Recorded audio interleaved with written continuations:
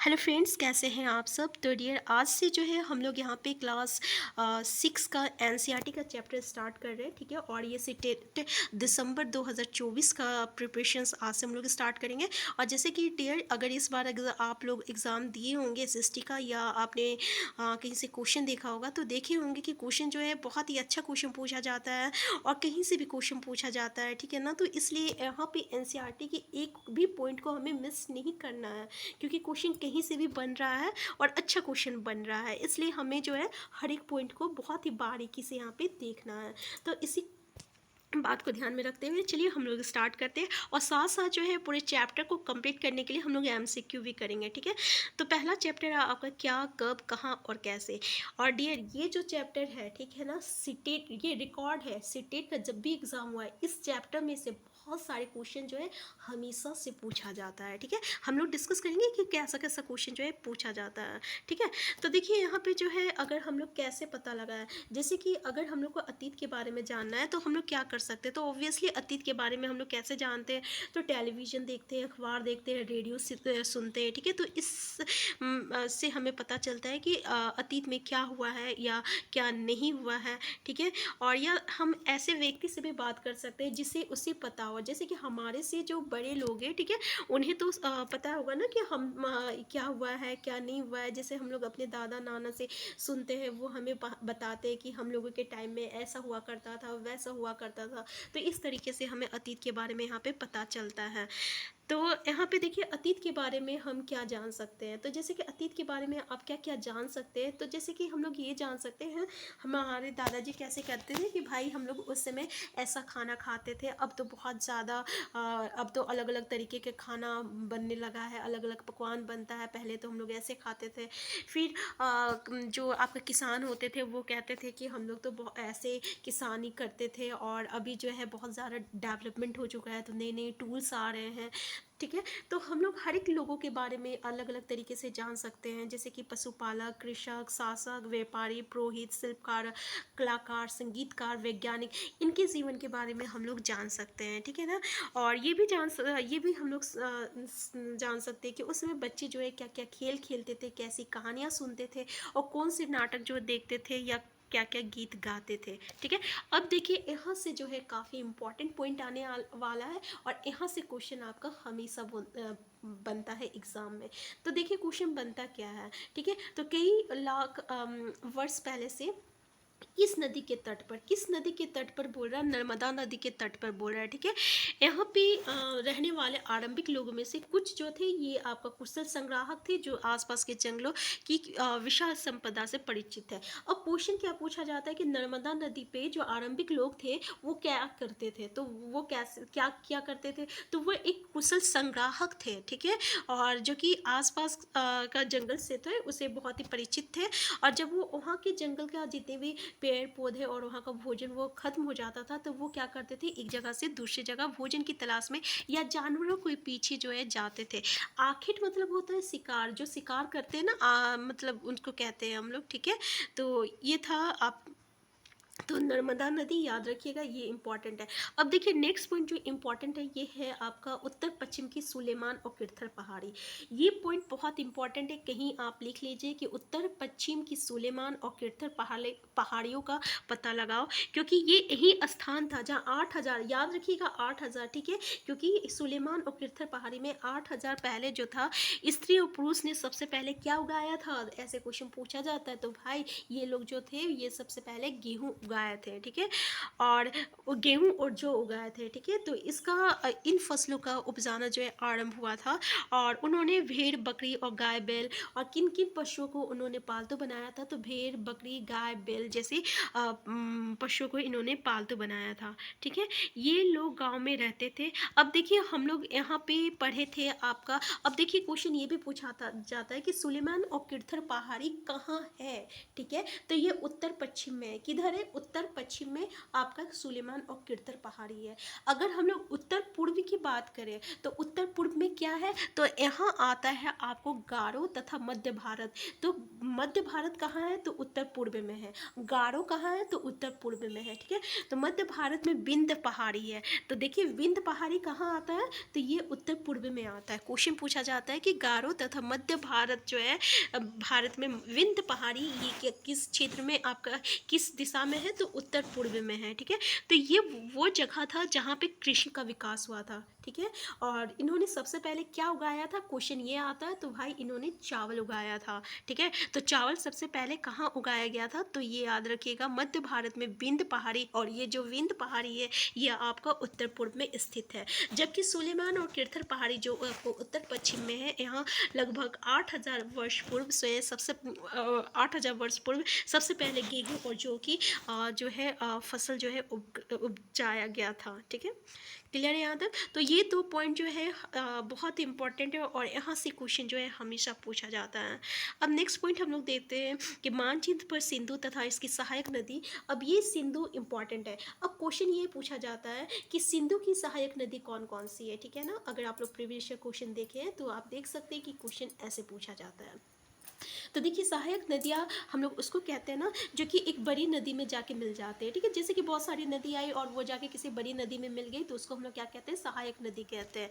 तो यहाँ पे क्या हुआ था कि लगभग 47 वर्ष पूर्व इन्हीं नदियों के किनारे कुछ आरंभिक नगर फले फूले थे। तो देखिए कितने वर्ष पूर्व, क्वेश्चन ऐसा पूछा जाता है कि सिंधु और उसकी सहायक नदी के किनारे कितने वर्ष से पहले जो है आरंभिक नगर जो है फले फूले। तो ये 47 वर्ष पूर्व जो है इन नदियों के किनारे कुछ आरंभिक नगर फले फूले थे। तो उसमें गंगा जो है ये इसी सिंधु की एक सहायक नदी, गंगा वो इसकी सहायक यहाँ देखिए गंगा और वो इसकी सहायक नदियों के किनारे तथा समुद्र तटवर्ती इलाकों में नगरों का विकास जो है।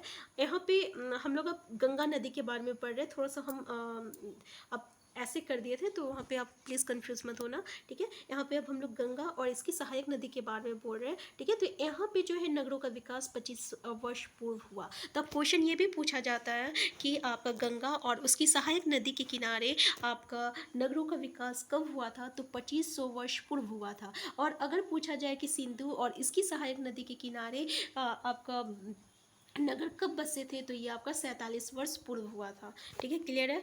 अगर नेक्स्ट पॉइंट है हम लोग का गंगा और इसकी सहायक नदी कौन है, क्वेश्चन, ठीक है। इसकी सहायक नदी सोन। तो क्वेश्चन पूछा जाता है गंगा की सहायक नदी इनमें से कौन है, तो याद रखिएगा सोन नदी जो है गंगा की सहायक नदी है। अब गंगा की दक्षिण में इन नदियों के आसपास का क्षेत्र जो है, अब देखिए इसमें से क्वेश्चन आता है कि गंगा के दक्षिण में कौन यानी क्या बसा हुआ है, तो याद रखिएगा मगध बसा हुआ है, जिसको प्राचीन काल में हम लोग मगध कहते हैं, ठीक है। और अभी ये कहाँ है, तो ये अभी बिहार में है। क्वेश्चन ये पूछा जाता है, ठीक है। तो इसके दक्षिण की में इन नदियों के आसपास का क्षेत्र जो है प्राचीन काल में मगध नाम से जाना जाता था। और इसके बहुत शासक बहुत शक्तिशाली थे और इन्होंने एक विशाल राज्य स्थापित किया था। देश के अन्य हिस्सों में भी ऐसे राज्य की स्थापना की गई थी, ठीक है। अब समझ में आया कि क्वेश्चन कैसा पूछा जाएगा कि ये जो गंगा के दक्षिण में कौन सा क्षेत्र आता है, का क्षेत्र कौन सा का क्षेत्र क्या है, उसमें से कुछ ऑप्शन दिया जाएगा। तो याद रखिएगा मगध, और ये मगध अभी कहाँ है, तो ये आपका बिहार में है। और देश और उस समय सबसे शक्तिशाली जो है क्या था, कौन सा राज्य था, तो ये आपका मगध था, याद रखिएगा। तो लोगों ने सदैव उपमहाद्वीप के एक हिस्से से तो यहाँ पे जो है जैसे कि आप देखते होंगे कि लोग जो है ना एक जगह से दूसरी जगह जाते हैं ताकि वो अपना जीवन यापन कर सके और व्यापार करने के लिए अभी भी होता है। अलग अलग जगह से लोग जो है व्यापार करने के लिए अलग अलग जगह पे जाते हैं। तो ये हमेशा से होते आ रहा है कि यहाँ पे दूसरे हिस्से के लोग जो है यात्रा करते थे। कभी कभी तो इन लोग जो है कभी पर्वत के थ्रू आते थे, पर्वत से आते थे, पहाड़ी से, रेगिस्तान से, नदियों से या समुद्र के कारण जो है इन लोगों को बहुत ही जोखिम भरी होती थी, यानी यात्रा करना जोखिम होता था। ऑब्वियसली सी बात है ना कि अगर कोई पर्वत, पहाड़ी, रेगिस्तान, नदी, समुद्र से जो है यात्रा कर रहा तो उसकी कितना जोखिम भरा ये यात्रा हो सकता है, ठीक है। तो फिर भी ये यात्रा उनके लिए जो है असंभव नहीं थी, मतलब फिर भी वो लोग जो है यात्रा करते थे। अतः कभी लोग काम की तलाश में, तो कभी प्राकृतिक आपदाओं के कारण एक स्थान, तो कभी कभी लोग जो है काम की तलाश में आते थे, और कभी कभी किस लिए आते थे, तो याद रखिएगा ये जो प्राकृतिक आपदा होता है ना, जैसे कि आपका भूकंप आया या कुछ आपका सूखा हो गया, ठीक है ना, तो ये जो है प्राकृतिक आपदाओं के कारण जो है लोग एक दूसरे जगह से दूसरी जगह जाते थे। तो कभी कभी सेनाएं जो है दूसरे क्षेत्रों पर विजय हासिल करने के लिए जाती थी, और इसके अतिरिक्त व्यापारी जो है वो क्या करते थे, अपने जहाज़ों में अपने साथ मूल्यवान वस्तुएं लेके जाते थे एक जगह से दूसरी जगह, और फिर वहाँ पे वो क्या करते थे, व्यापार करते थे। और धार्मिक गुरु जो थे वो लोगों को शिक्षा और सलाह देने के लिए एक गांव से दूसरे गांव जो है ये जाया करते थे।